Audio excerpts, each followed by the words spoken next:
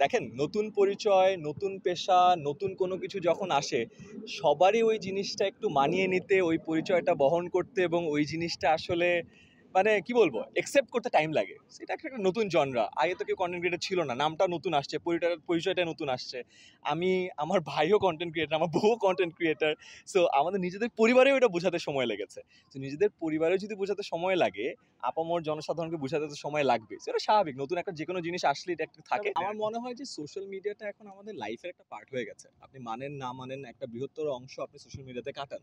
আমার বাবা এখন ফেসবুকে থাকে, আমার মা এখন ইউটিউব দেখে, রাইট?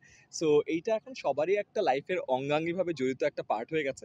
জায়গাটাকে যত সুন্দর রাখা যায়, যত ভালো কন্টেন্ট প্রমোট করা যায়, আপনার জার্নালিস্ট আপনার যত ভালো কন্টেন্ট প্রমোট করবেন, যত ভালো জিনিস দেখাবেন, তত আস্তে আস্তে এই জায়গাটা আরও সুশৃঙ্খল হবে, ভালো কন্টেন্টের চাহিদা বাড়বে, ইন্ডাস্ট্রি গড়ে উঠবে, ক্রিয়েটারদের পরিচয়টাও এখন যতটুকু তুচ্ছ-তাচ্ছিল্যভাবে নেয় এটাও হবে না, আরও প্রপারলি নিবে। ওভারঅল পুরো ইন্ডাস্ট্রিটা বেনিফিটেড হবে। একটা ইন্ডাস্ট্রি গড়ে উঠতে সময় লাগে। আমার মনে হয় এই ইন্ডাস্ট্রিটা গড়ে হচ্ছে মাত্র ৪-৫ বছর। সময় একটু দিতে হবে, তাহলে ইনশাল্লাহ আরও বড় হবে।